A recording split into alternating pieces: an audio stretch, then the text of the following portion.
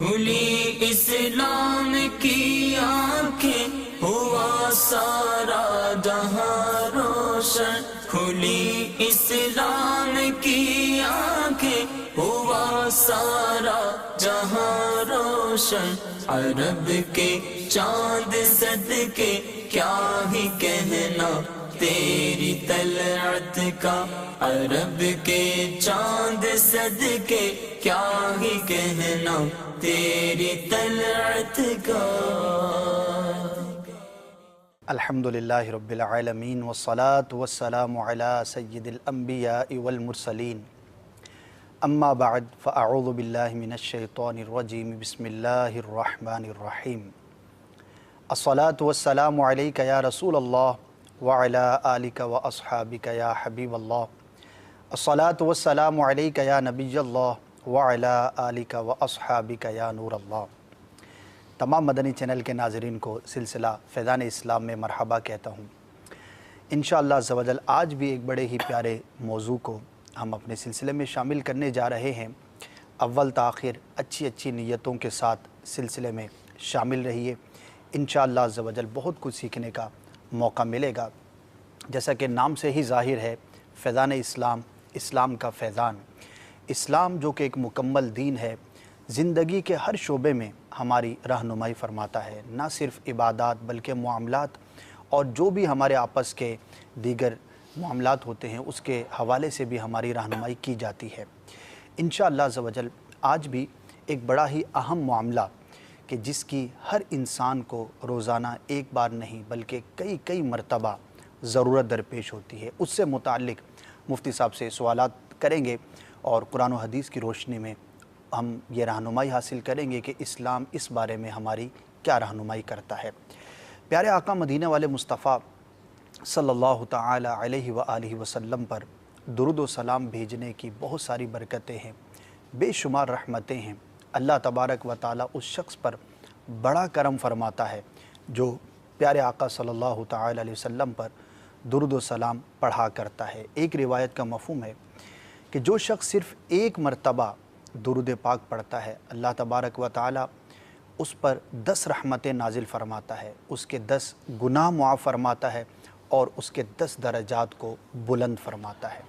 ایک بار درود پاک پڑھیے اور اتنی برکتیں حاصل کیجیے۔ صلو علی الحبیب صلی اللہ تعالی علی محمد صلی اللہ تعالی علیہ وآلہ وسلم۔ مفتی صاحب کیسے ہیں آپ؟ خیریت سے ہیں؟ الحمدللہ ماشاءاللہ۔ مفتی صاحب بڑا ہی پیارا موضوع تھا جو ہمارے 1-2 سلسلوں تک ہم نے اس پر گفتگو کی، مہمان نوازی کے حوالے سے ہماری بات چیت ہوئی، میزبان کے حوالے سے، مہمان کے حوالے سے، پھر اس کے بعد چونکہ شادی کے موقع پر اس کا بڑا سلسلہ ہوتا ہے تو شادی کی رسومات اور اس حوالے سے بھی گفتگو ہوئی۔ اسی ضمن میں میں چاہوں گا مفتی صاحب کہ گھر میں آنے جانے کے آداب کے حوالے سے اسلام ہماری کیا رہنمائی فرماتا ہے، کیونکہ ہر انسان نے اپنے گھر میں آنا جانا ہے، کسی کے گھر میں آنا جانا ہے تو ایک بہت ہی بڑا معاملہ ہے، روزانہ ہی اس میں ہمیں درپیش ہوتا ہے۔ تو اس حوالے سے میں چاہوں گا کہ کچھ مدنی پھول ارشاد فرمائیں۔ بسم اللہ الرحمن الرحیم۔ آپ نے جیسے تمہید کے اندر بیان کیا کہ ہمارا دین زندگی کے ہر شعبے کے اندر ہماری رہنمائی کرتا ہے، جی، یہ جملہ اجمالی طور پر بھی درست ہے اور تفصیل کے اعتبار سے بھی درست ہے، اور ہمارے یہ جن موضوعات کے اوپر ہم کلام کر رہے ہیں اس کا ایک مقصد یہ بھی ہے کہ ایک اجمالی طور پر ہم جو جملہ سنتے ہیں کہ اسلام ایک مکمل ضابطۂ حیات ہے، ایک مکمل دین ہے، یہ پریکٹیکل یہ کس طرح ہے، صحیح، دنیا کے کن شعبوں کے بارے میں ہمارے دین نے ہماری رہنمائی فرمائی ہے، صحیح، تو اس کی ہم وہ مثالیں پیش کر رہے ہیں کہ جن کا تعلق بہت ہی ابتدائی، بہت ہی بنیادی چیزوں کے ساتھ ہے۔ بجا فرمائیں۔ اور اس کی ویسے تو کچھ تفصیل ہم بالکل شروع کے سلسلوں میں بیان کر چکے ہیں کہ ہمارے دین کے کتنے شعبے ہیں، اور انہی میں سے ایک شعبہ معاشرت تھا۔ معاشرت سے ہماری مراد یہ تھی کہ ہر وہ جگہ کہ جہاں پر ایک آدمی کا دوسرے کے ساتھ تعلق قائم ہوتا ہے جی، اور وہ آدمی تنہا نہیں کرتا، وہاں پر ہمارے دین کے کیا احکام ہیں۔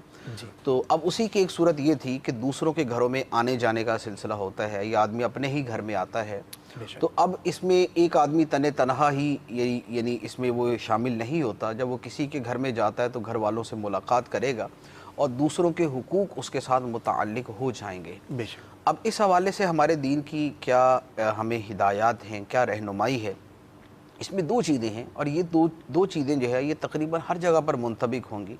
پہلی بات تو یہ ہے کہ ہمارے دین کے کچھ اصول ہیں، جی، ان اصولوں کی روشنی میں ہر معاملے کو دیکھا جائے گا اور ہر چیز کے اندر یہ دیکھیں گے کہ اس اصول کو کیسے ہم امپلیمنٹ کر سکتے ہیں۔ جیسے مثال کے طور پہ ایک عام سی بات ہوتی ہے نا کہ دوسروں کے حقوق کا خیال رکھیں۔ اب یہ ایک اجمالی جملہ ہوتا ہے نا، دوسروں کے حقوق کا خیال رکھیں۔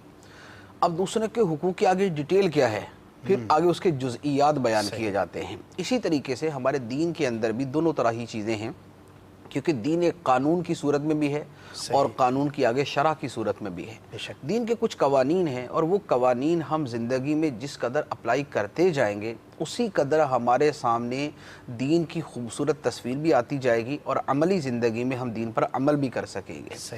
اب جیسے دین کا ایک بڑا بنیادی اصول ہے جی، جس کے اوپر شاید زندگی کے معاشرت کے ہر معاملے کا ہی مدار آ جاتا ہے، وہ یہ ہے کہ نبی کریم صلی اللہ علیہ وآلہ وسلم نے ارشاد فرمایا الدین النصیحہ، دین خیر خواہی کا نام۔ خیر خواہی کا مطلب کیا ہے؟ دوسرے کا بھلا چاہنا۔ اب دین نام ہے دوسرے کا بھلا چاہنے کا، تو اب معاشرت کی جتنی چیزیں ہیں وہ تمام کی تمام اس ایک اصول کے اندر آ جائیں گی۔ صحیح۔ خواہ اب والدین کے ساتھ تعلق ہے یا میاں بیوی کا تعلق ہے یا والدین اور اولاد کا تعلق ہے یا پڑوسیوں کے ساتھ ہے، ہر جگہ پر جب خیر خواہی، دوسرے کا بھلا چاہنا اور دوسرے کی بہتری کی کوشش کرنا، جب اس چیز کو پیش نظر رکھا جائے گا تو معاشرت خود بخود اچھی ہو جائے گی۔ اچھا، اسی طرح ہمارے دین کا ایک بڑا دوسرا خوبصورت اصول ہے، فرمایا کہ مسلمان وہ ہے کہ جس کے ہاتھ اور زبان سے دوسرے مسلمان سلامت رہیں۔ سبحان اللہ۔ تو اب جب آدمی اپنی زبان سے، اپنے ہاتھ سے یا اپنے دیگر اعضاء سے دوسرے کو تکلیف نہیں دے گا، یعنی اپنے قول و فعل سے جی، دوسرے کو تکلیف نہیں دے گا، تو لازمی بات ہے کہ وہاں پر ایک خوبصورت معاشرہ ہی وجود میں آئے گا۔ اسی طرح ایک اور اصول ہے، وہ اور تھوڑا سا مزید اسپیسیفک کر دیتا ہے۔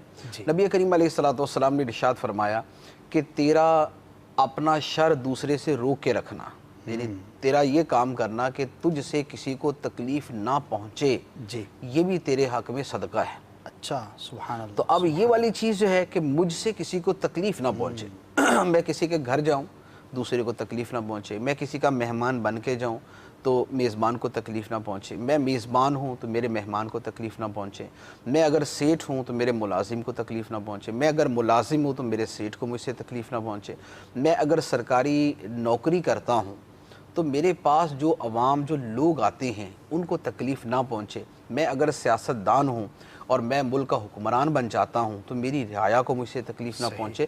یعنی اب آپ اس کو ان ڈیٹیل کرتے جائیں ہر شخص کے اور حوالے آپ سے دیکھ لیں کہ یہ کس قدر وسعت اپنے اندر رکھتا ہے کہ تیرا اپنے شر کو لوگوں سے روک کر رکھنا کہ تجھ سے کسی کو تکلیف نہ پہنچے، یہ تیرے حق میں صدقہ ہے اور اس پر باقاعدہ صدقے کا ثواب ہے۔ اچھا، پھر ایک تو یہ ہے کہ ہماری طرف سے کسی کو تکلیف نہ پہنچے، دوسرا یہ ہے کہ اگر دوسروں کو تکلیف پہنچنے کی کوئی صورت ہے تو ہم اس کو روکنے کی کوشش کریں۔ صحیح، یعنی ایک اپنے ذات سے دوسروں کو بچائیں کہ تکلیف نہ پہنچے، دوسرا یہ ہے کہ ہم سے نہیں کسی اور ذریعے سے اگر لوگوں کو تکلیف پہنچتی ہے تو ہم اس تکلیف کا ازالہ کرنے کی کوشش کریں، اور یہ تکلیف کا دور کرنا بھی حدیث مبارک میں صدقہ اور ایمان کی شاخ قرار دیا گیا۔ سبحان اللہ۔ یعنی حدیث مبارک ہے، فرمایا کہ ایمان کی بہت ساری شاخیں ہیں، 70 سے زیادہ ایمان کی شاخیں ہیں، اور اس میں ایک شاخ یہ ہے اماطۃ الاذی عن الطریق، راستے میں سے تکلیف دہ شے کو ہٹا دینا۔ صحیح، راستے میں کانٹا ہے، راستے میں کوئی اور چیز ہے، ہمارے زمانے کے اعتبار سے کانٹا بھی تکلیف دے سکتا ہے، کیل بھی تکلیف دے سکتا ہے، کسی کی گاڑی کا ٹائر پنکچر ہو سکتا ہے، یا کوئی پتھر روڑا پڑا ہوا، یا راستے کے اندر کوئی اس طرح کا سامان پڑا ہوا کہ گزرنے والوں کو تکلیف ہوتی ہے، تو اس سامان کو، اس تکلیف دہ شے کو ہٹا دینا صدقہ ہے۔ حالانکہ یہاں پہ نہ رقم خرچ ہو رہی ہے نہ ہی کچھ مال کا جو ہے وہ خرچ کیا جا رہا ہے۔ جنرل کانسیپٹ لوگوں کے ذہن میں یہی ہوتا ہے کہ صدقہ صرف اسی چیز کا نام ہے، حالانکہ یہ بھی صدقے کی کتنی خوبصورت، بہت سارے معانی ہیں، ان میں سے ایک معنی یعنی یہاں منطبق ہوتا ہے جو حدیث مبارک میں فرمایا گیا۔ تو اب راستے سے تکلیف دہ شے ہٹا دینا، اب اس کی وسعت میں جائیں تو ہمارے ہاں تو شاید یہی سب سے زیادہ مسئلہ درپیش ہوگا۔ صحیح، راستے میں گاڑی کھڑی کرنے کے اعتبار سے، راستے کے اندر جو ہے وہ کیا نام ہے کچرا پھینکنے کے اعتبار سے، راستوں کو بند کرنے کے اعتبار سے، ہر چیز کے اعتبار سے یہ ہو سکتا ہے کہ ہم اس چیز کا خیال کریں۔ مکان تعمیر کرتے ہیں تو راستوں کا ہم اس کے اعتبار سے دیکھیں۔ آپ نے اس سلسلے میں فرمایا تھا کہ یہ راستے سے متعلق انشاءاللہ پورا ایک سلسلہ کریں گے۔ جی یعنی بالکل، اتنا بڑا وسیع ٹاپک بارے میں ہے، ایک پورا جو ہے وہ میرے ذہن میں ہے، اس پر باقاعدہ احادیث بھی ہیں۔ تو یہ ایک اور اصول ہے کہ ہم دوسروں سے تکلیف کو ختم کریں۔ اچھا، اب تیسرا اس سے آگے کی بھی سٹیپ ہے، یعنی گویا یوں تھا کہ ہم سے کسی کو تکلیف نہ پہنچے، ٹھیک ہے، لیکن فائدہ بھی نہ پہنچے، صحیح، ٹھیک ہے، ہم سے تکلیف نہ پہنچے، یہ دیٹس اینڈ، صحیح، اب اس سے آگے نہیں۔ دوسرا یہ ہے کہ اگر کسی دوسرے سے تکلیف پہنچ رہی ہے تو ہم اس کو دور کر دیں، ٹھیک ہے، تیسرا یہ ہے کہ ہم سے لوگوں کو نفع پہنچے، سبحان اللہ، ہم سے لوگوں کو فائدہ پہنچے۔ اور حدیث مبارک ہے، نبی کریم صلی اللہ علیہ وآلہ وسلم نے ارشاد فرمایا، خیر الناس من ینفع الناس، سبحان لوگوں میں بہترین شخص وہ ہے جو دوسروں کو نفع دینے والا ہے، دوسروں کو فائدہ دینے والا۔ سبحان اللہ، جائز طریقے سے جو دوسروں کو فائدہ دیتا ہے تو وہ اللہ کی بارگاہ میں بہترین لوگوں کے اندر شمار ہوگا۔ اب خواہ وہ اس کے اوپر اس کی نوکری ہو، یعنی ایک آدمی مثال کے طور پہ پولیس والا ہے، صحیح، صحیح، پولیس والے کا کام یہ ہے کہ وہ امن و امان کی صورتحال کو برقرار رکھے، صحیح، لوگوں کو دہشت گردی سے، لوگوں کو جو ہے وہ دوسروں کی بدماشی سے بچا کے رکھے۔ اب اگر وہ یہ بھی کام کر رہا ہے صحیح، کہ لوگوں کو نفع پہنچاتا ہے، ان کے جان و مال کی حفاظت کرتا ہے، تو یہ بھی اللہ تعالیٰ کی بارگاہ میں بہترین لوگوں میں شمار ہوگا، اگرچہ اس کی ڈیوٹی ہے، اگرچہ اس کی ڈیوٹی ہے، کیونکہ وہ بہرحال اس شے کے اوپر ضرور عمل کر رہا ہے کہ لوگوں کو نفع پہنچا رہا ہے۔ اسی طرح ڈاکٹر ہے، ڈاکٹر سے لوگوں کو نفع پہنچتا ہے۔ اسی طرح جائز تعلیم دینے والا استاد ہے، اس کے ذریعے لوگوں کو نفع پہنچتا ہے۔ اسی طریقے سے ایون کہ جو کسی بلڈنگ کا چوکیدار ہوتا ہے، صحیح، وہ چوکیدار بلڈنگ والوں کو بھی نفع دیتا ہے، آنے والوں کو بھی نفع دیتا ہے کہ وہ ان کے ساتھ بھی اچھے انداز میں بات کرتا ہے اور صحیح ان کو گائیڈ کرتا ہے، صحیح، بلڈنگ والوں کی بھی حفاظت کرتا ہے، ان کو بھی صحیح طریقے سے جو ہے وہ رکھتا ہے۔ تو گویا لوگوں کو نفع دینے والا جو کانسیپٹ ہے یہ بھی بہت وسیع ہے۔ اب اس میں کچھ وہ بھی لوگ ہوتے ہیں کہ جو واقعتاً کسی بھی دنیاوی معاوضے کے بغیر ہی لوگوں کی جو ہے وہ خدمت کرنے کی کوشش کرتے ہیں، اور اس میں لوگوں کی دنیا کا فائدہ بھی کرتے ہیں، لوگوں کی آخرت کا فائدہ بھی کرتے ہیں۔ یعنی دوسروں کا فائدہ صرف یہ نہیں ہے کہ ان کو دنیا کا فائدہ پہنچائے، صحیح، دوسروں کا فائدہ یہ بھی ہے کہ ان کو ان کی آخرت کا فائدہ پہنچایا جائے۔ ایک شخص اگر کسی ماں باپ کے بگڑے ہوئے بیٹے کو سدھار دیتا ہے، اللہ اللہ اللہ، اس کی اصلاح کر دیتا ہے، تو اس شخص نے، یعنی یہ جو نیکی کی دعوت دینے والا ہے، اس نے ان ماں باپ کو کتنا بڑا نفع پہنچایا۔ ان کی تو زندگی جو جہنم بن چکی تھی، اس نے اس کو جو ہے وہ پرسکون زندگی کے اندر تبدیل کر دیا۔ نافرمان اولاد کو یا ماں باپ سے دور اولاد کو ماں باپ کے قریب کر دیا، تو اس نے کتنا بڑا نفع پہنچایا۔ اس کے اوپر بھی یہ حدیث مبارک صادق آئے گی، خیر الناس من ینفع الناس، لوگوں میں بہترین وہ ہے جو دوسروں کو نفع دینے والا ہے۔ تو یہ چند ایک اصول میں نے عرض کیے ہیں کہ اب ان اصولوں کو جیسے تھوڑی تھوڑی مثالیں تو میں نے ساتھ عرض کر ہی دی ہیں کہ یہ اصول صرف اور صرف کسی ایک شے سے متعلق نہیں ہے، اس کے اندر بڑی وسعت ہے، اس کو بہت ساری جگہوں پر منطبق کیا جا سکتا ہے۔ اچھا، اب اس کے بعد یہ ہے کہ بطور خاص دوسروں کے گھر جانے کے حوالے سے، دوسروں کے گھر جانے کے حوالے سے بھی ان چیزوں کا خیال رکھا جائے کہ دوسرے کو ہم سے تکلیف نہ پہنچے۔ اگر دوسرے کو تکلیف پہنچ رہی ہے کسی اور ذریعے سے بھی تو ہم اس کو ختم کرنے کی کوشش کریں، ہم سے دوسروں کو فائدہ پہنچے۔ اب اسپیسیفک کہ بطور خاص ہمارا دین پھر ہمیں جزئیات بھی بتاتا ہے، ہمیں اس کی جو تفصیلی احکام ہیں وہ بھی عطا فرماتا ہے۔ تو گھروں میں آنے جانے کے حوالے سے قرآن پاک کی بالتصریح آیات مبارکہ ہیں۔ اللہ تعالیٰ ارشاد فرماتا ہے، یا ایھا الذین آمنوا لا تدخلوا بیوتا غیر بیوتکم حتی تستأنسوا وتسلموا علی اہلہا ذالکم خیر لکم لعلکم تذکرون فإن لم تجدوا فیہا احدا فلا تدخلوها حتی یؤذن لکم وإن قیل لکم ارجعوا فارجعوا هو ازکی لکم۔ ارشاد فرمایا کہ اے ایمان والو، اپنے گھروں کے علاوہ اور گھروں میں داخل نہ ہو جب تک کہ اجازت نہ لے لو اور گھر والوں پر سلام نہ کہہ دو، یہ تمہارے لیے بہتر ہے۔ صحیح، اور اگر گھر کے اندر کوئی آدمی نہ ہو، کسی گھر میں جائیں اور گھر میں کوئی آدمی نہ ہو تو پھر اس گھر میں بغیر اجازت کے داخل نہیں ہونا چاہیے۔ اور ساتھ ہی فرما دیا کہ اگر تمہیں یہ کہا جائے کہ لوٹ جاؤ، تم نے دروازہ کھٹکھٹایا، گھر والے نے بولا کہ بھئی ابھی میں نہیں مل سکتا، واپس چلے جاؤ، تو فرمایا کہ اگر تمہیں یہ کہا جائے کہ لوٹ جاؤ تو تم لوٹ جایا کرو، صحیح، یہ زیادہ پاکیزہ ہے، یہ اللہ کی بارگاہ میں زیادہ پسندیدہ ہے۔ مفتی تو صاحب یہاں پر तसरीह जो है घर में आने जाने के हवाले से अहकाम बयान करती है। सुभान अल्लाह, सुभान अल्लाह। आयत करीमा आपने पढ़ी मुफ्ती साहब, अगर इसका शान नुज़ूल भी बयान हो जाए और ख़ास तौर पर इस आयत करीमा में इजमाली तौर पर जिन जिन अहकामात का बयान है उसकी अगर कुछ वजाहत हो जाए। देखिए, आयत मुबारका में जो अहकाम है वो बड़े वाज़े से हैं। जी। फरमाया कि अपने घरों के अलावा और घरों में जाओ तो जब तक इजाज़त ना ले लो तब तक घर में दाखिल ना हो। ठीक है। लिहाजा किसी भी दूसरे के घर में जाएं तो जाने से पहले इजाज़त लेनी चाहिए, और इजाज़त लेने के साथ ही फरमा दिया कि घर वालों पर सलाम भी करो, यानी उन्हें सलाम भी करना चाहिए। ये हमारा इस्लामी तरीका इजाज़त लेने का, कि इजाज़त ली जाए और साथ में सलाम किया जाए। सही सही। दूसरी बात इरशाद फरमाई कि घर में अगर कोई ना हो तो अब बगैर इजाज़त किसी के घर में दाखिल ना हुआ जाए। यानी ये नहीं है कि चूंकि घर में अगर कोई होता तो बेपर्दगी का अंदेशा था तो इसलिए मना किया गया, जब घर में कोई भी नहीं है तो अब घुस जाए, ऐसा नहीं। फरमाया घर में कोई नहीं है तब भी किसी के घर में दाखिल ना हो सकता है घर के अंदर उसने कोई ऐसी शय रखी हुई है जिसको वो किसी दूसरे को दिखाना पसंद नहीं करता, वो खा उसकी खूबी है या वो उसका ऐब है। सही। कोई आदमी अपनी खूबी छुपाने की कोशिश कर रहा है तो कोई ऐब छुपाने की कोशिश करता है, तो बाहर सूरत इजाज़त लेकर ही जाओ। और तीसरी बात ये इरशाद फरमाई कि अगर तुम किसी के घर जाओ और घर वाला तुम्हें ये कहे कि भाई मैं इस वक्त नहीं मिल सकता, वापस लौट जाओ, तो तुम बगैर अपने दिल में कोई बात लिए, कोई कीना महसूस किए वापस लौट जाया करो। बड़ी अहम बात है। गोया 3 अहकाम जो हैं वो बड़े वाज़े तौर पे फरमा दिए।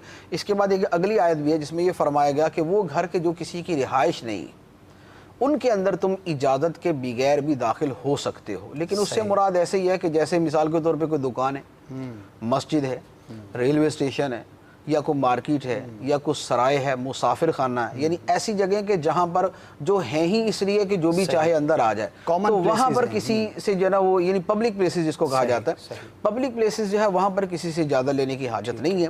लेकिन जो घर किसी का रिहाइश का घर है वहाँ पर उसकी इजाज़त के बगैर घर में दाखिल नहीं होना चाहिए।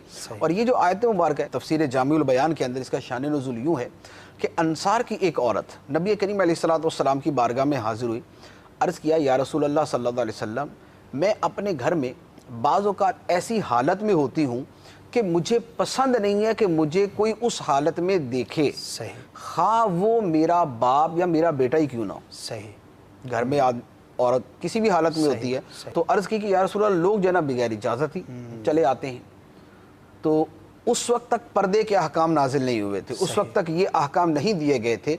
तो उसके बाद अल्लाह तबारक व तआला ने ये आयत मुबारका नाजिल फरमाई और फिर इसकी ताकीद फरमा दी गई कि जब किसी के घर में जाओ तो इजाज़त लेकर ही दूसरे के घर में जाना चाहिए। अब यहाँ ये देखें कि यहाँ मसला किसके, यानी शान नुज़ूल किसके बारे में है, बाप और बेटे के बारे में। यानी साइला ने ये कहा कि मेरे बाप और बेटा जो है वो आते हैं, यानी वो नहीं जिनके साथ औरत रह रही होती है, उनके अहकाम ज़रा जुदा हैं। इससे मुराद ये होता है कि औरत जैसे शादी करके कहीं गई हुई जी, अब उसका बाप उससे मिलने के लिए आता, मेके से मिलने के लिए आया, तो क्या वो बगैर इजाज़त अंदर आ जाए? या औरत, किसी औरत के जो उसकी औलाद है वो सेपरेट हो चुकी है, जैसे हमारे यहाँ भी होता है ना कि औलाद अलग-अलग घरों में रहना शुरू कर देती है, अब ये उसके बेटे उसके घर में आते हैं, तो क्या ये दरवाज़ा खटखटा बगैर ही अंदर घुसा है, ये बगैर इजाज़त के अंदर आ जाए? तो ये उसके ऊपर ये नाजिल किया गया कि जब किसी दूसरे के घर में जाओ जो तुम्हारे रिहायशी घर नहीं है तो इजाज़त लेके जाया करो और सलाम करके जाया करो। इसमें दोनों चीज़ें अपनी अपनी जगह पर अहम है।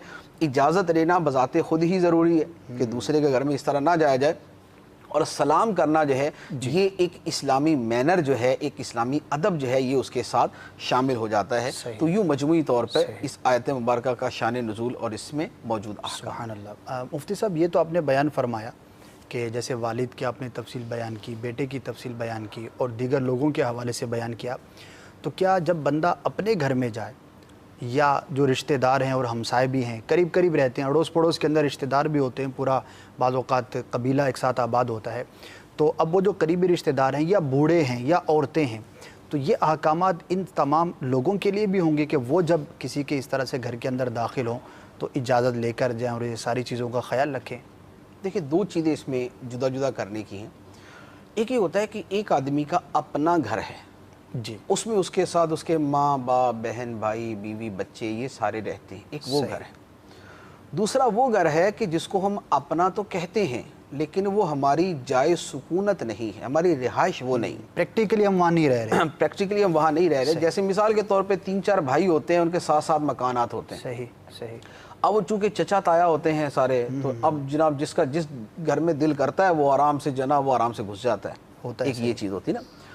اب ایک ہے اپنا ذاتی گھر، اپنے ذاتی گھر کے اندر بھی بہتر یہ ہے کہ اجازت لے کر جائیں۔ اچھا، آیت کا مدلول یہ نہیں، کیونکہ آیت کے اندر فرمایا لا تدخلوا بیوتا غیر بیوتکم، ٹھیک ہے، اپنے گھروں کے علاوہ اور گھروں میں جاؤ تو یہ کرو، صحیح، ٹھیک ہے نا۔ لہذا آیت کا جو مدلول ہے وہ ہے کسی دوسرے کے گھر میں جانا، اور اس دوسرے گھر سے مراد ہر وہ دوسرا گھر ہے جس میں آدمی کی اپنی رہائش نہیں، ٹھیک ہے ٹھیک ہے۔ لہذا اب مثال کے طور پہ 4 بھائی اکٹھے 4 مکانوں میں رہتے ہیں، تو ان کو اجازت نہیں ہوگی کہ وہ بغیر دروازہ کھٹکھٹائے اور اجازت لیے اندر چلے جائیں۔ صحیح۔ ایون کہ اگر اس میں مثال کے طور پہ باپ کا گھر جدا ہے اور اولاد کا گھر جدا ہے، تو باپ کو بھی یہ حکم ہوگا کہ وہ جب اپنے بیٹے کے گھر جائے تو دروازہ کھٹکھٹا کے اجازت لے کے جائے، بیٹا اپنے باپ کے گھر جائے تو دروازہ کھٹکھٹا کے اجازت لے کے جائے، یہ تب کہ جب گھر جدا جدا ہے۔ ٹھیک ہے، اچھا، ٹھیک ہے۔ اب اس میں یہ ہے کہ اس میں کیا قریبی رشتہ دار بھی شامل ہیں، اس میں کیا عورتیں بھی شامل ہیں، اس میں یقیناً عورتیں بھی شامل ہیں۔ اچھا، یعنی عورتوں کو بھی یہ حکم ہے کہ جب وہ بھی کسی دوسرے گھر میں جائیں تو وہ اجازت لے کر اور سلام کر کے جائیں۔ ٹھیک ہے۔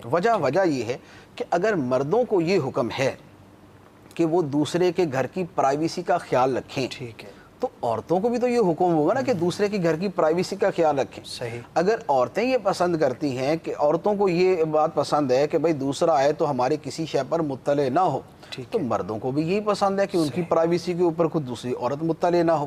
اچھا، اسی طرح اگر گھر میں کوئی عورتیں ہیں، اگر وہ کسی شے کو چھپانا چاہ رہی ہیں، گھر میں کوئی شے ایسی رکھی ہوئی ہے، بعض اوقات غربت کی وجہ سے، بعض اوقات امیری کی وجہ سے، صحیح، یعنی ایک مثال کے طور پہ گھر میں ابھی سیلری آئی ہے، تنخواہ آئی ہے، تنخواہ 50,000 روپے، اب وہ گھر میں بیٹھے مزے سے گن رہے ہیں اور یکدم کو دوسرا آ جائے، ایک آدمی کو نہیں دکھانا ہوتا کہ میری تنخواہ کتنی ہے، دوسرے کو پتا چلے، تو یہ جیسے مردوں سے چھپانا ہے ویسے عورتوں سے بھی چھپانا ہوتا ہے، بلکہ عورتوں سے زیادہ چھپانے کی کوشش کی جاتی ہے کہ کسی کو پتہ نہ چلے ہماری تنخواہ کتنی۔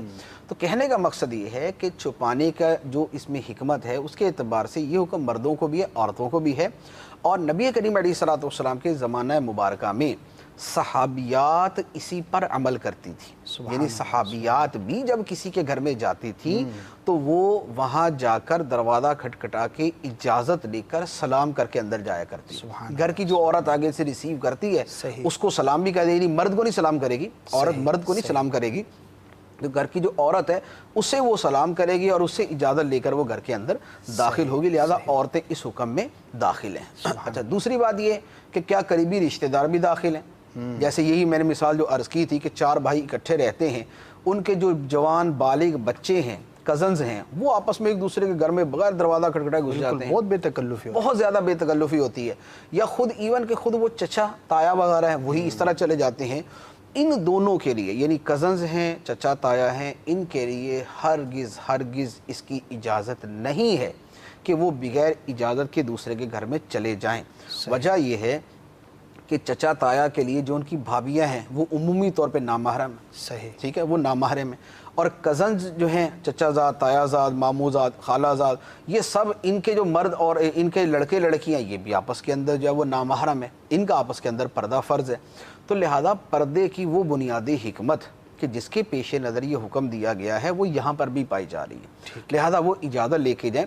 میکسیمم یہ ہو سکتا ہے کہ دوسرے آدمی کا اجازت لینا ذرا تھوڑا سا تردد کے ساتھ اور زیادہ اس کے ساتھ ہوتا ہے، ان کا اجازت لینا تھوڑا اس سے کم ہوگا، لیکن نفس اجازت وہ بہرحال یہاں پر ضروری ہے۔ صحیح۔ اچھا، اب اس کے ساتھ وہ مسئلہ جو آپ نے کہا کہ اپنے گھر میں جائیں جی تو بھی کیا اجازت لے کے جائیں، اس میں تھوڑی سی تفصیل ہے۔ جی، اس میں یوں ہے کہ اپنے گھر میں اجازت لے کر جانا بذات خود تو اتنا مؤکد حکم نہیں ہے، صحیح، لیکن اس میں ایک صورت ہوتی ہے جہاں اس کا تاکیدی حکم ہے، وہ کیا؟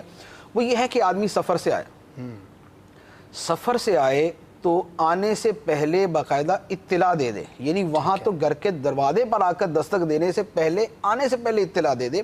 احادیث مبارکہ میں ہے نبی کریم صلی اللہ علیہ وآلہ وسلم جب سفر سے واپس تشریف لاتے، کسی جہاد کے سفر سے یا کسی اور سفر سے جو پورے صحابہ کرام ساتھ ہوتے، تو آپ علیہ الصلوۃ والسلام مدینہ منورہ کے باہر پہلے ٹھہر جاتے۔ اچھا، اور وہاں صحابہ کرام کو یہ تاکید ہوتی تھی کہ اپنے گھروں کو پیغام بھجوا دیں اچھا، واہ، کہ ہم آ چکے ہیں. صحیح صحیح. اور پھر اس کے بعد مسجد نبوی شریف کے اندر تشریف لے جاتے ہیں, وہاں 2 رکعت نفل ادا فرماتے اور اس کے بعد گھر تشریف لے کے جاتے سبحان ہیں. اللہ، سبحان اس کا مقصد کیا تھا؟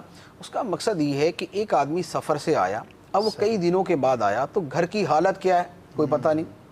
ہو سکتا ہے گھر میں برتن بکھرے ہوئے, کپڑے بکھرے ہوئے, برا حال ہے, بستر اٹھائے ہوئے, چارپائی ادھر رکھی ہوئی ہے, عورت کی اپنی حالت کیسی ہے کوئی پتہ نہیں. اب ایک آدمی گھر میں جاتا ہے, یک اس کو پہلا جو اس کو جھٹکا لگتا ہے گھر کی حالت دیکھ کے, وہ کہتا ہے یار کیا کر دیا, یہ میں کہاں پہنچ گیا ہوں. نہیں آتا تو اچھا تھا. تو آنے سے پہلے وہ اتنی دیر پہلے اطلاع دے دے کہ گھر والے تسلی سے صفائی وغیرہ کر لے, گھر کو جو ہے وہ صاف ستھرا کر لیں تاکہ آنے والے کو ایک اچھا تاثر ملے. یہ باقاعدہ بالتصریح حدیث مبارک میں, بلکہ اس سے بھی زیادہ وضاحت ہے جو میں عرض نہیں کر رہا, لیکن اس سے بھی زیادہ تفسیر کے ساتھ عرض کیا گیا ہے کہ اطلاع دی جائے تاکہ گھر کے اندر سارے معاملات درست ہو جائیں. سبحان اللہ. تو یہ اس لیے اگر سفر سے آئیں تو اطلاع دینی چاہیے. ہمارے زمانے میں جیسے موبائل ہے, اب اگر گھر میں موبائل ہے, فون موجود ہے, تو اس کے اوپر اطلاع دے دی جائے کہ میں اتنے بجے تقریباً میں گھر پہنچنے والا ہوں. آگے گھر والے بھی سلجھے ہوئے ہیں تو واقع سنوار کے اور سیدھا کر کے رکھ لیں, ورنہ پتہ چلے کہ فون کرنا نہ کرنا برابر ہی تھا. گھر کی ویسی حالت ہے جیسے ویسے ہونی دونوں کی تربیت. تو اچھا اس کے دوسری صورت یہ ہے کہ اپنے گھر میں ایسے جانا, جیسے مثال کے طور پہ ہم جاب سے فارغ ہوتے ہیں, ہم اپنی نوکری سے فارغ ہوتے ہیں, اس کے بعد گھر چلے جاتے ہیں. صحیح. اب کیا دروازہ کھٹکھٹا کے اطلاع دے کے اجازت لے کے جائیں؟ اس میں بھی یہی ہے. اچھا, اس میں بھی یہی ہے صحیح. کہ اجازت لے کر, اجازت تو اس میں یعنی آدمی کیا لے گا, لیکن یہ ہے کہ اطلاع دے دے, اس میں اطلاع دے کر اس میں جائے, یعنی دروازہ کھٹکھٹا کے ہی اندر جائے. حدیث مبارک میں اس کی بھی تاکید فرمائی. اچھا, ایک حدیث مبارک میں یہاں ارشاد فرمایا گیا کہ یعنی سرکار علیہ الصلوۃ والسلام نے حکم بیان فرمایا, تو کسی نے کہا کہ یا رسول اللہ کہ اپنے گھر کے اندر بھی جائیں تو اسی طرح, یعنی ہم دروازہ کھٹکھٹا کے اور اس طرح کر کے جائیں. تو فرمایا کہ کیا تم یہ پسند کرو گے کہ تم اپنی ماں یا اپنی بیٹی کو ایسی حالت میں دیکھو جس حالت میں تمہیں دیکھنا ہرگز پسند نہیں. صحیح صحیح صحیح. بعض اوقات دوپٹہ اترا ہوا ہوتا ہے یا کوئی دوسری حالت ہوتی ہے, تو لہٰذا اپنے گھر بھی جائیں تو اس طرح جائیں کہ گھر والے جو ہے وہ تھوڑا سا اپنے آپ کو جو ہے وہ سمیٹ لیں اور صحیح ہو جائیں. اور یہ اللہ یہ کہ آپ کا فکس ٹائم ہے, مثال پتہ ہے کہ آپ اتنے بج کے اتنے منٹ پہ آتے ہیں اور آپ آنے سے پہلے جو ہے وہ ہلکی سی نوک کر دیتے ہیں, یا باہر سے جو ہے وہ بیل دے دیتے ہیں, یا آپ کی گاڑی ہے تو آپ گاڑی کا ہارن بجا دیتے ہیں, وہ بھی تمیز کے اندر. تو اب یوں کر کے کہ گھر والوں کو پتہ ہے کہ بھی آپ آ چکے ہیں, تو اب یہ گویا ایک قسم کی اطلاع ہی ہے, یعنی اصل مقصد گھر والوں کو مطلع کر دینا ہوتا ہے. وہ اگر پایا جا رہا ہے تو درست ہے, ورنہ یہ ہے کہ گھر بھی جائیں تو دروازہ کھٹکھٹا کے پھر ہی اندر جانا گھر میں داخل ہوں. سبحان اللہ, کتنی ہی پیاری جو ہے وہ ہماری تربیت ہے. اور واقعی یہ تمام باتیں سننے کے بعد ناظرین بھی اس بات کو بخوبی سمجھنے میں کامیاب ہوں گے کہ دیکھیے ہمارا اسلام کتنا خوبصورت مذہب ہے. یعنی اتنی بظاہر ایک چھوٹی چھوٹی چیزیں کہ اپنے گھر میں جانا ہے, ہمسایوں کے گھر میں جانا ہے, رشتہ داروں کے گھر میں جانا ہے, اور جو عام طور پر لوگوں کا انداز ہوتا ہے, مینرز کا خیال نہیں رکھا جاتا, لیکن اسلام نے کتنی خوبصورتی کے ساتھ بیان فرمایا. اور پیارے آقا صلی اللہ تعالی علیہ وآلہ وسلم کی جو عادت مبارکہ ہم نے سنی, اس میں ہمارے لیے کتنا کچھ سیکھنے کا اس کے اندر مواد ہے. کہ دیکھیے پیارے آقا صلی اللہ تعالی علیہ وسلم جب کہیں سے تشریف لاتے تو باقاعدہ اہتمام فرماتے, رک جاتے, اطلاع دی جاتی, نفل ادا فرماتے, پھر گھر میں تشریف لے کر جاتے. تو یہ جو ایک کانسیپٹ ہے کہ یار اسلام میں صرف مخصوص چیزوں کا بیان ہے, ان سب چیزوں کا بیان نہیں, یا تو لوگوں کی کم علمی ہوتی ہے یا اس طرف توجہ نہیں کرتے. ورنہ سچی بات یہ ہے کہ اگر ان تمام باتوں پر ہم عمل کریں تو ہماری اپنی زندگی بہت ہی خوبصورت گزرے اور دوسروں کو بھی ہماری ذات سے کوئی نقصان نہ پہنچے. ہمارا پورا کا پورا معاشرہ جو ہے وہ بہت ہی خوبصورت ہو جائے. بات ہے علم حاصل کرنے کا جذبہ ہونا چاہیے, سیکھنے کی کوشش کرنی چاہیے. اب جیسے کہ سلسلہ ہو رہا ہے, اول تا آخر ہم اس میں شریک رہیں, اور پھر جو بات بیان کی جائے میرے اندر یہ بھی جذبہ ہونا چاہیے کہ میں نے اس پر عمل کرنا ہے. نیت بھی کرتے جائیے ساتھ ساتھ کہ انشاءاللہ عز و جل اگر ان باتوں میں سے کوئی ایسی چیز تھی جو مجھ سے چھوٹ رہی تھی تو میں انشاءاللہ عز و جل اس پر آج کے بعد ضرور کاربند ہوں گا. بچوں کی بھی تربیت کریں, اپنے اطراف کی تربیت کریں, جہاں جہاں جس کا جو منصب ہے, یہ سب چیزیں جو ہیں وہ سیکھنے اور سکھانے کی ہیں. انشاءاللہ عز و جل معاشرے میں بڑی ہی پیاری تبدیلی واقع ہوگی. مفتی صاحب بہت سارے احکامات ہم نے سنے, خاص طور پر گھر میں آنے جانے کے حوالے سے جو اجازت کا بار بار تذکرہ ہوا, اطلاع دینے کا تذکرہ ہوا, اور اگر اجازت نہیں ملے تو خوش دلی کے ساتھ واپس لوٹ جائیں. یہ ساری چیزیں جو بیان ہوئیں تو ان تمام چیزوں میں کیا کیا حکمتیں ہو سکتی ہیں؟ یعنی سننے کے بعد عمل کا جذبہ مزید بیدار یوں بھی ہوتا ہے کہ یار فلاں عمل اگر میں کروں گا تو اس کا مجھے یہ فائدہ ہے، اس کے اندر یہ حکمت ہے. تو اسلام کے ان اصولوں کے اندر کیا کیا حکمتیں ہو سکتی ہیں جو ہمارے لیے عمل کو جو ہے وہ مزید پختہ کرنے کا باعث ہو سکتی ہیں؟ کچھ حکمتیں تو ضمنی طور پر ساتھ ساتھ میں عرض کی ہیں. جی. بنیادی طور پہ ایک چیز ہے کہ ہمارے دین کے اندر کسی بھی شے کو اچھے طریقے سے کرنا بڑا پسندیدہ ہے. اچھا. کوئی بھی کام کیا جائے جو جائز کام ہے اس کو اچھے سے اچھے طریقے سے کیا جائے، یہ ہمارے دین کا ایک اصول ہے. صحیح. اور اور یہ اصول بھی انہی جو ہے وہ آفاقی اور اجمالی احکام میں سے ہے، اصولوں میں سے ہے کہ جو زندگی کے ہر شعبے کے اندر ہی یعنی جو منطبق ہوتے ہیں. مثال کے طور پہ اب یہ یہاں پر اگر یہ چیز رکھی ہوئی ہے جی تو اس کو اسی انداز میں رکھنا. یعنی حدیث مبارک میں کیا فرمایا کہ رات کو برتن ڈھانپ دیا کرو. بے شک. رات کو برتن ڈھانپنا جو ہے یہ کیا ہے؟ یہ کیڑے مکوڑوں سے بچانے والا ہے، ورنہ تاریکی کے اندر پیئیں گے تو پتہ چلے گا کیڑا اندر چلا گیا. صحیح. اچھا، اسی طرح لباس پہنے تو لباس پہننے سے پہلے اس کو جھاڑ لیا کریں. بستر پر لیٹنا ہے تو پہلے بستر کو جھاڑ لیا کریں. اگر جوتا پہننا ہے تو پہلے جوتے کو جھاڑ لیں اور اس کو دیکھ لیا کریں. پانی پینا ہے تو پینے سے پہلے اس کو دیکھ لیں. یعنی ضرر سے بچانا اور کسی کام کو اچھے طریقے سے کرنا یہ ہمارے دین کی پسندیدہ چیزوں میں سے ہے. حدیث مبارک ہے، نبی کریم صلی اللہ علیہ وآلہ وسلم نے ارشاد فرمایا کہ جب تم جانور کو ذبح کرو تو ذبح بھی اچھے طریقے سے کیا کرو. کیا بات ہے، کیا بات. یعنی یہاں تک فرمایا گیا کہ ایون کہ یہ فرمایا کہ جب کسی کو قتل کرو تو اچھے طریقے سے قتل کرو. یعنی مثال کے طور پہ قصاص کے اندر جیسے یعنی قتل کے بدلے میں قتل کیا جاتا ہے تو اس میں بھی اس کو یہ نہیں ہے کہ بدترین طریقے سے عقوبت دے کے اس کو ماننا، تڑپا تڑپا کے. اس کے اندر بھی فرمایا کہ احسان کو اور اچھے طریقے کو اختیار کرنا چاہیے. تو کوئی کام اچھے طریقے سے کرنا اللہ تعالیٰ کو پسند ہے. سبحان اللہ. اچھا، اب اسی طرح یہ گھر میں آنے جانے کی جو چیزیں ہیں ان میں اب ہم خود سمجھتے ہیں کہ گھر میں آنے کا یہ اچھا طریقہ ہے اور یہ برا طریقہ ہے. صحیح. ہم کسی کے گھر میں جائیں، دروازہ کھٹکھٹا کے اجازت لے کر سلام کر کے جائیں تو ہر آدمی کہے گا کہ ماشاءاللہ اس کو گھر میں آنے جانے کے آداب آتے ہیں، یہ اچھے طریقے سے آیا. اور اگر اس کے بغیر ہی جناب گھس جائیں تو آدمی یہی بولے گا یار پتہ نہیں چلتا کہ آدمی آیا یا بیل آیا اندر. صحیح. کہ بغیر اجازت ہی اندر گھس آئیں. تو اچھے طریقے سے کام کرنا ہماری شریعت کو پسند ہے. ٹھیک ہے. اب یہ جو گھر میں آنے جانے کی جو چیزیں بیان کی ہیں اس کے پیچھے جو اور اس میں ایک تو یہی ہے کہ یہ ایک اچھا طریقہ ہے، اس کو اپنانا چاہیے. اور یہ اچھا طریقہ اس لیے پوری دنیا میں اسی پہ عمل کیا جاتا ہے. یعنی دنیا کی جو مہذب قومیں شمار کی جاتی ہیں اور جو پڑھے لکھے اور ویل مینرڈ اور سیویلائزڈ نیشنز جن کو کہا جاتا ہے وہ ہمارے قرآن کے انہی اصولوں پر عمل کرتے ہیں. صحیح. کہ وہ کسی کے گھر جائیں گے تو فون کر کے جائیں گے، پوچھ کے جائیں گے، اجازت لے کے جائیں گے، وقت لے کے جائیں گے، بہت زیادہ نہیں بیٹھیں گے، ساری چیزوں کے اوپر عمل کریں گے. اچھا، اس میں ایک حکمت یہ بھی ہوتی ہے کہ گھر جو ہے وہ ہر آدمی کا جائے سکون ہوتا ہے. ٹھیک ہے. آدمی گھر میں آرام کر رہا ہوتا ہے. اب بغیر اجازت کے اگر کسی کے ہاں چلے جائیں تو لازمی بات ہے کہ اس کے سکون اور اس کے آرام کے اندر خلل آئے گا. آدمی ڈسٹرب ہو جائے گا. تو اب کسی کے سکون میں خلل ڈالنا یہ ہمارے دین میں پسند نہیں. لہذا اس وجہ سے اجازت لے کر جانا چاہیے. دوسری بات یہ بھی ہوتی ہے کہ اجازت لینے سے یہ ہوتا ہے کہ بعض اوقات کوئی آدمی مصروف ہوتا ہے تو وہ بآسانی منع کر دیتا ہے کہ میں ابھی نہیں مل سکتا.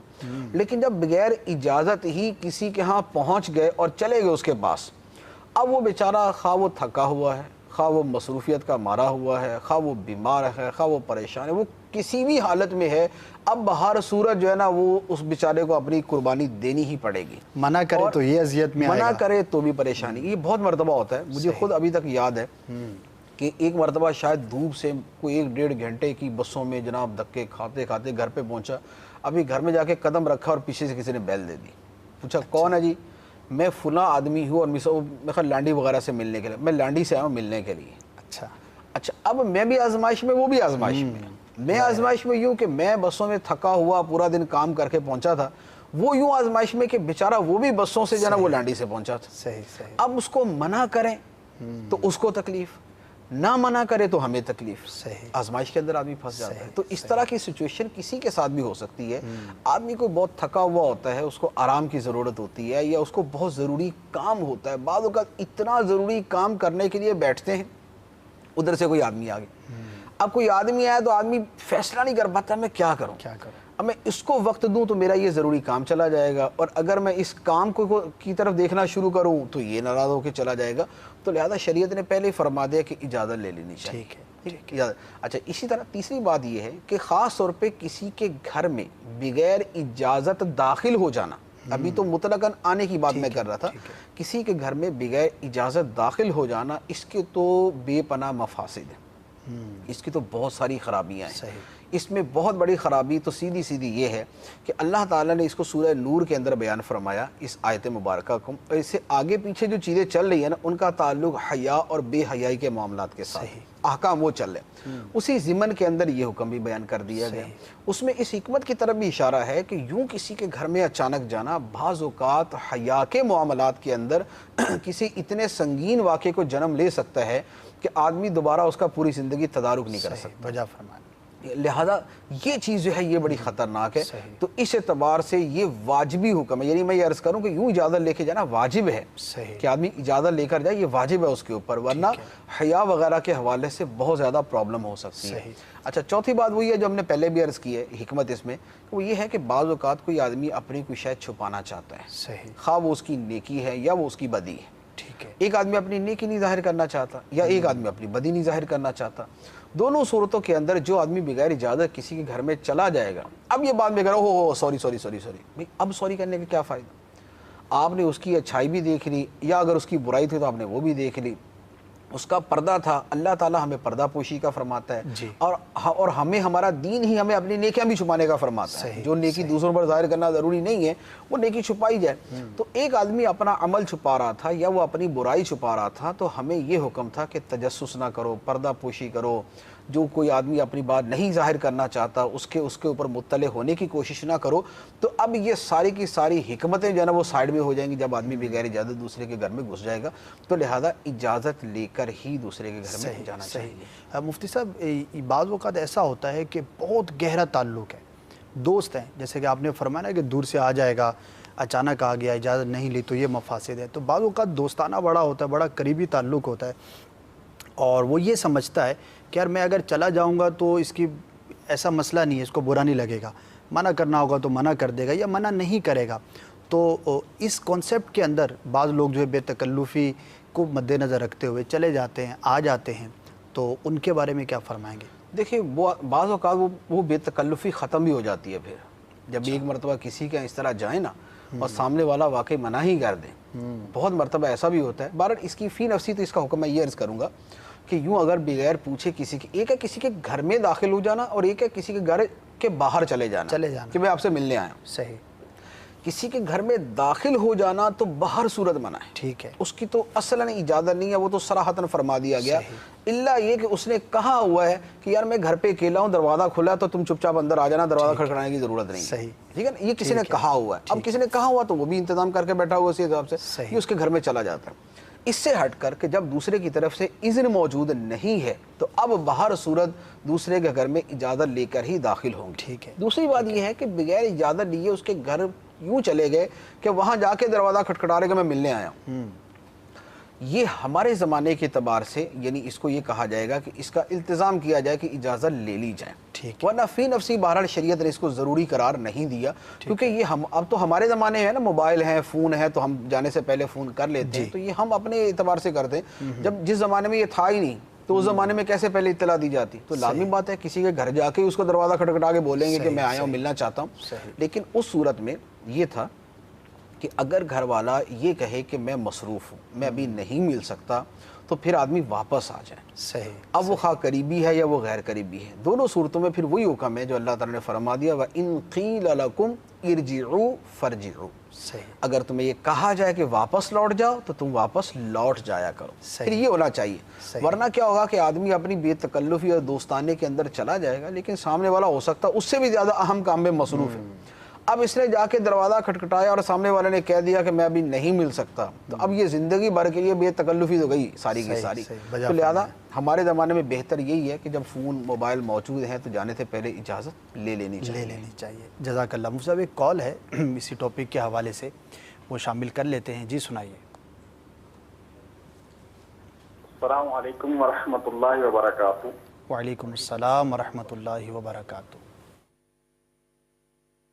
میں قادرپورہ ملتان سے محمد شمول رضا اطاری عرض کر رہا ہوں. فیضان اسلام سلسلے میں میرا سوال یہ ہے کہ آج کل ایک فیشن ہے کہ بغیر اطلاع دیے کسی کے گھر جانا اور پھر کہنا کہ میں سرپرائز دینا تھا میں نے تاکہ آپ کو زیادہ خوشی ہو، یہ بہتر ہے یا اطلاع دے کر جانا چاہیے؟ السلام علیکم ورحمۃ اللہ وبرکاتہ. وعلیکم السلام ورحمۃ اللہ وبرکاتہ. مفتی صاحب، یہ دوسروں کے گھر جانے کے بھی حوالے سے ہے اور اپنے گھر میں جانے کے حوالے سے بھی بعض لوگ اس طرح کا سلسلہ اختیار کرتے ہیں کہ یار سرپرائز ہو. والدہ کے ساتھ بھی بعض اوقات ہوتا ہے کہ یار امی جان کو سرپرائز، ابو جان کو سرپرائز، دوسرے شہر سے بالخصوص جب آتے ہیں، یا رشتہ داروں کے ساتھ بھی ہوتا ہے. واقعی بڑا ایک اہم سوال ہے، کیا فرمائیں؟ دیکھیے اس میں بھی ایک وہ فرق جو ہے نا وہ ذرا سامنے رکھیں. ایک ہے کسی کے گھر میں گھس جانا، صحیح، یہ سرپرائز دینا، ٹھیک ہے، یہ سرپرائز ہے، یہ شاکنگ نیوز ہے، یہ باہر صورت جائز نہیں ہے، صحیح. ٹھیک ہے. دوسرا یہ ہے کہ بغیر اطلاع کے پہنچ گئے. تو میں نے عرض کیا نا کہ جیسے پچھلے زمانے کے اندر اگر ایک شہر سے دوسرے شہر کو کسی کو ملنے جاتا تھا تو پہلے وہ اس کو خط دے کے اور اس کی تصدیق کے بعد نہیں جاتا تھا، ویسے ہی جاتا تھا. صحیح. ہمارے زمانے میں چونکہ ذرا یہ کہ اطلاع دینے کا رواج ہو گیا ہے تو لہذا اب بغیر اطلاع کے جانا سرپرائز ہوتا ہے. جی. تو اس میں ہر آدمی اپنی صورتحال کو دیکھ لے. اگر واقعی اس کا جانا سرپرائز ہے تو پھر ٹھیک ہے، سرپرائز دے سکتا ہے. یعنی سرپرائز کا کیا مطلب ہے کہ سامنے والے کو خوشی ہوگی، خوشی ہو، یعنی اچانک خوشی. اب بعض اوقات کیا ہوتا ہے کہ ہم جہاں سرپرائز سمجھ لیتے ہیں وہاں شوق ہوتا ہے. صحیح، اس کو شوق لگ رہا ہوتا ہے کہ یار یہ بغیر اطلاع کے کام پہنچ گیا میرے پاس، نازل ہو گیا. اب وہ اس کو سرپرائز دے رہا ہے، وہ بیچارہ شوق کے کیفیت کے اندر طاری ہے. تو لہذا یہ نہیں ہونا چاہیے. صحیح. تو اپنی حیثیت آدمی دیکھ لے کہ واقعی ایسا ہے. بعض اوقات یعنی بہت ساری جگہوں پہ ایسا ہو بھی سکتا ہے کہ کسی کے گھر میں جیسے ماں باپ سے ملنے کے لیے ان کی اولاد ان ایکسپیکٹڈلی پہنچ گئی، وہ بڑی خوشی ہوگی ان کو. ٹھیک ہے.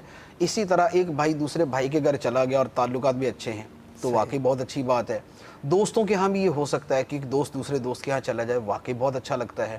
یا ایک آدمی سے آدمی کی بڑی عقیدت ہے، محبت ہے، وہ اس کا استاد ہے یا اس کا پیر ہے، وہ یوں آ گیا، آدمی کو بڑی خوشی ہوتی ہے. تو بہت ساری جگہوں پہ سرپرائزنگ صورت ہو سکتی ہے. ٹھیک ہے. لیکن بعض اوقات آدمی سرپرائز سمجھ کے پہنچ جاتا ہے اور سامنے والا جو شوق کے اندر مبتلا ہوتا ہے نا وہ یعنی یہاں پر کامن سینس بڑی اہم ہے، بندہ غور کرے. کامن سینس اور ساری چیزوں کو دیکھ کر تو یوں کر کے بہرحال جانے کی اجازت ہے، اس کی ممانعت نہیں ہے. شاکنگ بھی ہو تب بھی جانے کی اجازت ہے، اس کو منع نہیں کہہ سکتے. اب یہ ہے کہ آگے وہ جب اس کو منع کر دینا کہ میں آپ سے نہیں مل سکتا ابھی، تو پھر یہ خوشی خوشی واپس آ جائے، اس کے لیے بہت بڑا دل رکھنا پڑے گا. یہ ضروری ہے. صحیح.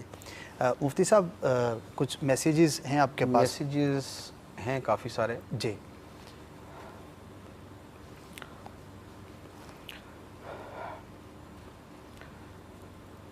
ایک گھر میں دستک کتنی مرتبہ دی جائے؟ جی.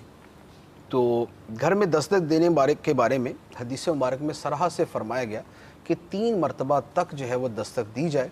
اگر 3 مرتبہ میں جواب مل جائے تو ٹھیک ہے، ورنہ آدمی واپس آ جائے. یعنی 2 صورتیں گویا بن گئی. ایک یہ ہے کہ ایک آدمی دروازہ کھٹکھٹا کے یا بیل بجا کر یہ کہتا ہے کہ میں فلاں ہوں، اور گھر والے کہتے ہیں کہ یار ابھی ہم نہیں مل سکتے، آپ پھر آ جائیے گا، تو یہ واپس لوٹ آئے. ایک یہ حکم ہے. دوسرا یہ ہے کہ اس نے 1 مرتبہ 2 مرتبہ 3 مرتبہ بیل دی اور گھر میں اس کو کوئی رپلائی نہیں ملی تو اب یہ واپس آ جائے. اب یہ 4تھی مرتبہ بیل ہرگز نہ بچائیں. لیکن اس کے متعلقہ اور بہت ساری چیزیں ہیں. مثال کے طور پہ یہ جو بیل دینا ہے، اب 1 مرتبہ بیل اگر 1 منٹ کی دے دی، صحیح، تو گھر کے اندر تو بالکل کوہرام مچ جائے گا نا کہ یہ کیا ہوا بھائی، یہ کون صاحب تشریف لے آئے کہ جو بیل سے ہاتھ ہی نہیں اٹھا رہے، چپک تو نہیں گئے ساتھ. تو بیل دینے کا بھی طریقہ ہونا چاہیے. اب دروازہ کھٹکھٹانے کے پہلے دروازہ کھٹکھٹایا جاتا تھا تو یہ تھا نا کہ دروازہ کھٹکھٹایا بس. صحیح. بیل بھی یہی ہے کہ بیل بجائی اور ختم، کہ سامنے گھر والوں کو اطلاع ہو جائے کہ بھئی کوئی باہر آیا ہے، اور اس کے تھوڑی دیر بعد دوبارہ، اس کے تھوڑی دیر بعد دوبارہ، اس کے بعد فارغ. اب اس میں اول تو یہ ہے کہ بیل اتنی زور سے نہ بجائی جائے یا اتنی دیر نہ بجائی جائے کہ وہ 1 مرتبہ جو بجانا ہے وہی 14 مرتبہ کے برابر ہو جائے. صحیح. دوسری بات یہ ہے اگر دروازہ کھٹکھٹایا، جیسے بیل نہیں ہے دروازہ کھٹکھٹا، تو دروازہ کھٹکھٹانے کی اجازت ہے، توڑنے کی اجازت نہیں. یہ نہیں ہے کہ اتنے زور شور سے اس کو بجائیں گے کہ گھر والے ہل جائیں گے. اگر کمزور دروازہ ہوا تو بیچارہ ویسے ہی فوت ہو جائے گا وہ. تو دروازہ اس طرح نہ بجایا جائے. اچھا، تیسری بات یہ ہے کہ 3 مرتبہ میکسیمم بتایا گیا. ٹھیک ہے. یہ واجب نہیں ہے کہ آپ گھر پہ گئے تو 3 مرتبہ بجا کے ہی چھوڑنا ہے. ٹھیک ہے. آپ یہ بھی کر سکتے ہیں کہ 1 مرتبہ بجایا اور آپ واپس آ جائیں. صحیح. 2 مرتبہ اجازت ہے, 3 مرتبہ, چوتھی مرتبہ اجازت نہیں, لیکن 3 مرتبہ بجا کر ہی چھوڑنا یہ کوئی ضروری نہیں ہے. اگر آپ کو سمجھ آتا ہے کہ یار گھر والوں نے لازمی بات ہے کہ اس کو سن لیا ہوگا, اور اس کے یعنی 2 تیسری مرتبہ تو اجازت اس لیے ہے نا کہ پہلی مرتبہ ہو سکتا سنا نہیں, جی, دوسری مرتبہ جا ہو سکتا سنا نہیں, تیسری ہو سکتا سنا نہیں, یوں. لیکن اگر پہلی مرتبہ میں سمجھ آتا ہے کہ بھی گھر والوں نے سن لیا لیکن ابھی ان کا نہیں کھولنے کا ارادہ, یا وہ سو گئے ہوں گے یا کسی کام میں مصروف ہوں گے, تو آدمی پہلی مرتبہ بجانے کے بعد بھی واپس آ سکتا ہے. تو لہذا دروازہ کھٹکھٹانے کے اندر اس کا لحاظ کیا جائے. تو 3 مرتبہ تک کی اجازت ہے, اس سے زیادہ نہیں. اور دروازہ بجانے کے بھی, بیل دینے کے بھی مینرز اور آداب کا خیال رکھتے ہوئے ہی اس کو بجانا چاہیے. جی جی. اچھا, دوسرا سوال ہے, یہ پڑوسی کے بارے میں سوال ہے کہ پڑوسی لڑائی جھگڑا کرتا ہو تو اس کے ساتھ کیا سلوک کیا جائے. تو یہ ہے کہ اس کو سمجھایا جائے, اس کے شر سے بچنے کی بھی کوشش کی جائے. باقی یہ کہ برائی کا بدلہ تو اچھائی کے ساتھ دینے کا ہی حکم ہے, اس میں تو کوئی دوسری شریعت کی رائے نہیں ہے. صحیح. اچھا, تیسرا ہے کہ اسلامی بہن کسی کے گھر دستک دے اور جواب ملے کون, تو کیا اسلامی بہن جواب میں اپنا نام بتا سکتی ہے؟ اپنا بیسیکلی تعارف کروانا مقصود ہے. صحیح. کہ میں اب اس میں نام لے یا اس میں کسی کنیت کے ذریعے وہ بتا دے, یا وہ مثال کے طور پہ اپنے بچے کا نام لے کے بول دے کہ میں فلاں کی والدہ ہوں, یا میں فلاں کے گھر سے آئی ہوں. جی. تو اب یہ کہہ دیتے ہیں کہ مثال کے طور پہ میں زید کے گھر سے آئی ہوں, جی, میں عبداللہ صاحب کے گھر سے آئی ہوں. اب یہ لفظ بول دینا جو ہے یہ سامنے والے کو تعارف کروانے کے لیے کافی ہے. تو اپنا نام ہی بالتصریح مینشن کرنا یہ ضروری نہیں. اسلامی بہن دروازہ کھلے تو کیا سلام کیا جائے؟ سلام نہیں کیا جائے گا. جوان کو اصلاً سلام نہیں کیا جائے گا, اور خاموشی کے ساتھ جو بھی ہے, یعنی گھر کے مرد کو ملنا ہے تو اس کو اگر ملاقات ہے تو ٹھیک ہے, ورنہ واپس آ جائیں. صحیح. جی آگے سو. مفتی صاحب, وقت کے حوالے سے کیا فرمائیں گے کہ کسی کے ہاں آنے جانے کے حوالے سے وقت کا خیال رکھنا یہ کتنا ضروری ہے؟ کیونکہ بعض اوقات جو ہے وہ یہ بھی مشاہدہ ہے, دیکھا گیا ہے کہ بے وقت کسی کے گھر میں چلے جانا, بقیہ معاملہ سب درست ہیں, تعلقات بھی ٹھیک ہیں, اس نے جو ہے وہ کوئی ایسا اس پہ برڈن بھی نہیں ڈالا ہے, کچھ ایسا معاملہ نہیں ہے, لیکن بے وقت چلے جانے سے بھی بعض اوقات تکلیف ہو جاتی ہے. تو کسی کے ہاں آنے جانے کے حوالے سے وقت کی کیا اہمیت ہے, اور اگر اس چیز کا خیال نہ رکھا جائے تو اس حوالے سے کن کن آزمائشوں کا جو ہے وہ سامنا ہو سکتا ہے؟ دیکھیں, قرآن پاک کی ایک آیت مبارکہ ہے جو بطور خاص اسی موضوع پر ہے.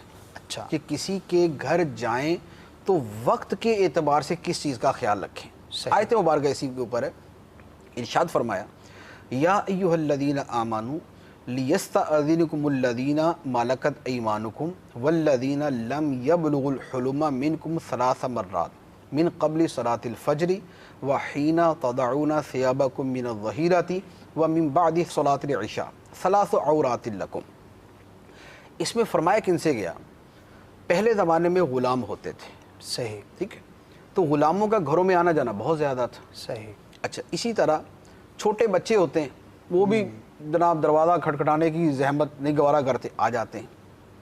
تو فرمایا کہ جو تمہارے غلام ہیں, غلام باندی ہیں کہ جن کا بکثرت گھر میں آنا جانا ہے, وہ اور بچے جو بالغ نہیں ہیں اور اس طرح کے معاملات کو سمجھتے نہیں, وہ گھر میں بغیر اجازت آ جا سکتے ہیں, لیکن 3 اوقات کا خیال کریں. یعنی فرمایا گیا کہ 3 اوقات کا خیال کریں. وہ 3 اوقات کیا ہیں؟ فرمایا کہ نماز فجر سے پہلے, نمبر 2 ظہر کے وقت دوپہر میں, اور نمبر 3 عشاء کے بعد. ان 3 اوقات کے بارے میں ارشاد فرمایا کہ ان 3 اوقات میں جو گھروں کے یوں غلام باندیاں ہیں وہ بھی اجازت لے کے آیا کریں, بچے بھی اجازت لے کے آئیں. اور اللہ تعالیٰ نے اس کی حکمت بھی ساتھ ہی بیان فرما دی. فرمایا 3 عورات لکم, یہ 3 اوقات تمہارے پردے کے اوقات. سبحان اللہ. فجر سے پہلے آدمی سوتا ہے تو سوتے ہوئے آدمی جو ہے وہ لباس جو ہے وہ اپنی روٹین کا نہیں پہن کے سوتا. صحیح. ٹھیک ہے نا, کوئی آدمی جو ہے صرف تہبند کے اندر سویا ہوا, کوئی آدمی صرف اپنی شلوار میں اور بنیان میں سویا ہوا. گرمی ہے تو ضروری نہیں کہ اوپر سے اس نے لحاف لیا ہوا, یعنی لے لینا بہتر ہے کہ کوئی جیسے ہمارے یہاں پردے میں پردے کی ترکیب ہے, لیکن کو نہیں لیتا تو شریعت نے لازم نہیں قرار دیا. اچھا, اسی طرح دوپہر کے وقت آدمی کچھ لوگ آرام کرتے ہیں, قیلولہ جسے کہتے ہیں, سنت ہے. اور عشاء کے بعد بھی آرام کا وقت ہے کہ لوگ اپنا لباس وغیرہ جو اتار کے ایزی ہو کے لیٹے ہوتے ہیں. تو فرمایا کہ تضعون ثیابکم من الظہیرہ, کہ دوپہر کا وہ وقت ہے کہ قیلولے کے لیے تم اپنا لباس اتار کر زور کے وقت جو ہے وہ لیٹے ہوتے ہیں دوپہر کے وقت. فجر سے پہلے کا بھی یہ وقت ہے, عشاء کے بعد کا بھی یہی وقت ہے. ٹھیک ہے. تو فرمایا کہ ان 3 اوقات میں وہ لوگ کہ جنہیں بغیر اجازت آنے کی اجازت ہے وہ بھی اجازت لے کے آئیں, اللہ وہ بھی اجازت لے کے آئیں. اس کے علاوہ اوقات میں جن کا بکثرت آنا جانا ہے تو ان کو اجازت ہے. تو وہ غلام باندیوں کا تھا کہ وہ مرد و عورت کا خیال کرتے ہوئے اور بچے یوں آ سکتے ہیں. صحیح. اچھا, پھر بچے بڑے ہو جائیں تو فرمایا کہ وَإِذَا بَالَغَ مِنْكُمُ الْأَطْفَالُ, جب تمہارے بچے بالغ ہو جائیں تو فرمایا کہ فَلْيَسْتَأْذِنُوا كَمَا اسْتَأْذَنَ الَّذِينَ مِنْ قَبْلِهِمْ, تو جیسے پہلے لوگ اجازت لیں گے اس طرح بچے بھی اجازت لیں. ٹھیک ہے. بچے بڑے ہو جائیں تو یہ بھی اجازت لیں. اب اس آیت مبارکہ کو اگر سامنے رکھیں تو چند ایک چیزیں بڑی وضاحت سے سامنے آ جاتی ہیں کہ اللہ تعالیٰ نے ایک شے مثال کے طور پہ بیان فرما دی کہ اس چیز کو پیش نظر رکھو اور اجازت لے کے آؤ کہ جو دوسروں کے پردے کا معاملہ ہے اس کا خیال کرو. اب اسی سے یہ پتہ چلا کہ مین اس میں یہ ہے کہ دوسروں کے پردے کا, پرائیویسی کا اور دیگر چیزوں کا خیال کرنا ہے.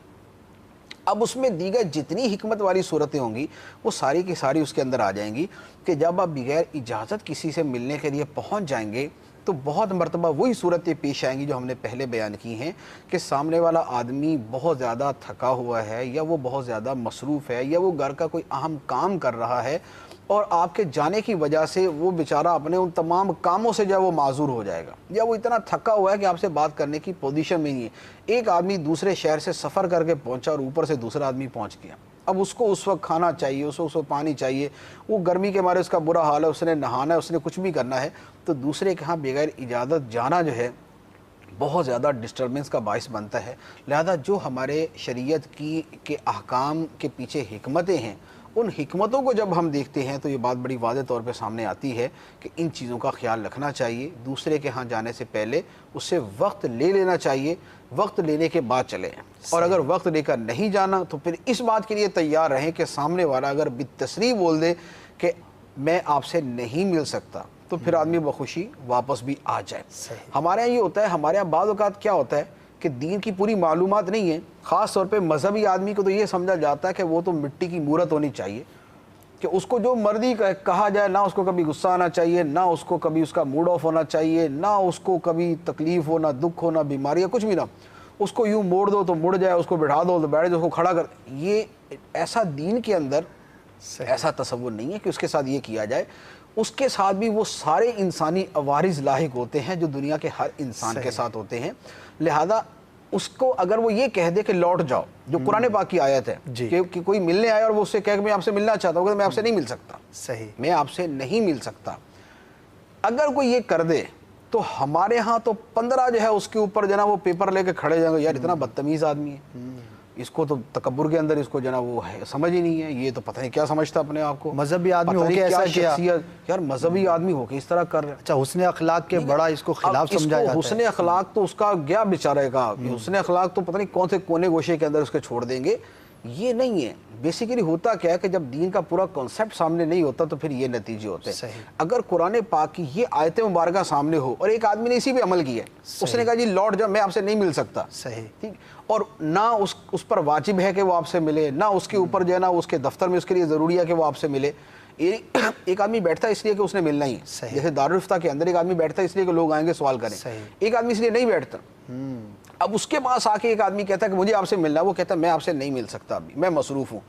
اب یہ پوری زندگی اس سے ناراض ہو کے بیٹھ جائے گا, اس کو بد اخلاق اور اس کو پتہ نہیں کیا کیا اس کے اوپر جو ہے نا وہ الفاظ جڑ دے گا, بدگمانی, یہ سارا کچھ کر دے گا.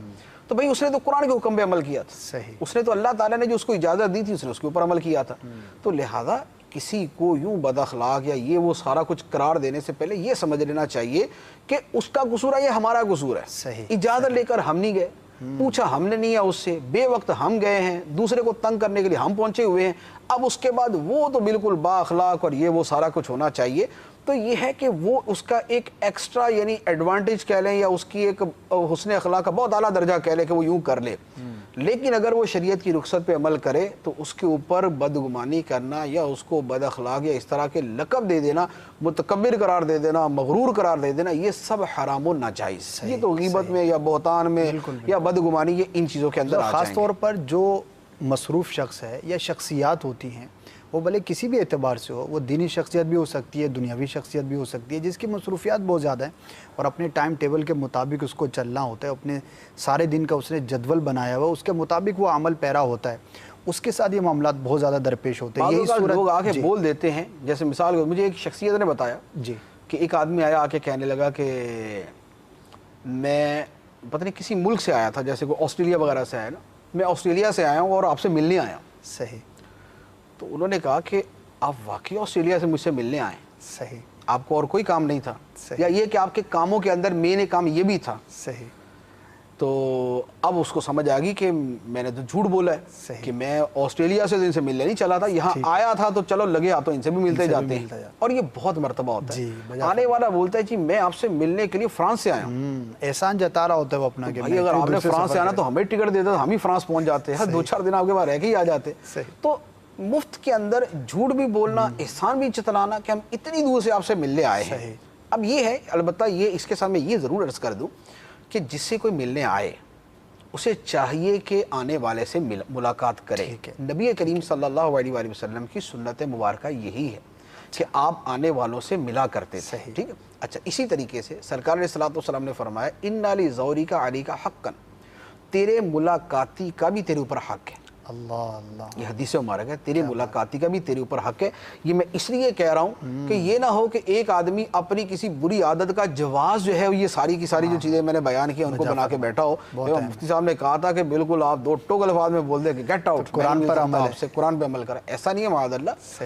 ملاقات کے لیے کو آئے، اکرام مسلم، احترام مسلم کا تقاضا یہ ہے کہ آدمی اس سے ملے، زیادہ ٹائم نہیں دے سکتا، تھوڑا ٹائم دے دے، 5 منٹ نہیں دے سکتا، 1 منٹ دے دے۔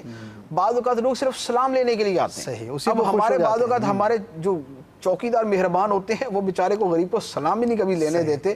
وہ 2 سال بعد مل کے شکوہ کر رہا تھا جی میں تو 10 مرتبہ آیا، آپ کے چوکیدار نے اندر نہیں آنے دیا۔ تو یہ ہے، کوئی آتا ہے تو اس کو آدمی یہ کہہ دے کہ بھئی میرے پاس وقت تھوڑا ہے، اب 2 منٹ آپ جو بات کرنا چاہتے ہیں وہ کر لیں۔ باقی سلام لینے کے لیے اگر کوئی آگے بڑھتا ہے تو اس میں تو کوئی حرج نہیں ہے، سلام لینا چاہیے۔ مسلمان کی دلجوئی بھی ہے اس کے اندر، اس کی خیرخواہی بھی ہے، اسے محبت کا اظہار بھی ہے، سامنے والا وہ بھی وہ خوش بھی ہوتا ہے، دعائیں بھی دیتا ہے۔ تو جہاں آدمی کو کوئی آزمائش نہ ہو، بڑی مصروفیت نہ ہو، بہت ضروری کام نہ ہو، تو وہاں پر اگر وہ مسلمان کا دل خوش کرنے کی نیت سے، احترام مسلم کی نیت سے، اس اخلاق کا مظاہرہ کرنے کی نیت سے، سرکار علیہ الصلوۃ والسلام کی سنت مبارکہ پر عمل کی نیت سے اگر وہ آگے سے اچھا سلوک کرے تو یہ نہایت ہی اچھا ہے۔ سرکار علیہ الصلوۃ والسلام کا معمول مبارک یہ تھا کہ آپ کا اگر کوئی دستے مبارک پکڑتا، کیا بات ہے، سبحان اللہ، تو سرکار علیہ السلام سے ہاتھ چھڑواتے نہیں تھے، جب تک اس نے پکڑا ہوا تو آپ اپنا دستے مبارک اس کے ہاتھ میں دیے رہتے، جب وہ ہاتھ چھوڑتا تو سرکار اپنا ہاتھ پیچھے کر لیتے۔ تو اخلاق کا جو اعلیٰ معیار ہے، مقام ہے، وہ یہی ہے، ٹھیک ہے۔ لیکن یہ ہے کہ اجازت جہاں تک ہے وہ میں نے عرض کر دی کہ اجازت کی صورت یہ موجود ہے، لیکن ہمیں اجازت پر اگر کبھی ضرورت ہو تو عمل کر لیں، لیکن اصل عمل جو ہے وہ جو دین کی بلند اخلاقیات ہیں ان کے اوپر ہونا۔ سبحان اللہ۔ مدنی چینل دیکھتے رہیے، دین و دنیا کی بے شمار بھلائیاں حاصل کرنے کا موقع ملے گا۔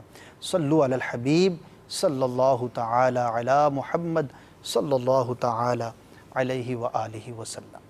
کھلی اسلام کی آنکھیں، ہوا سارا جہاں روشن، کھلی اسلام کی آنکھیں، ہوا سارا جہاں روشن، عرب کے چاند صدقے کیا ہی کہنا تیری طلعت کا، عرب کے چاند صدقے کیا ہی کہنا تیری طلعت کا۔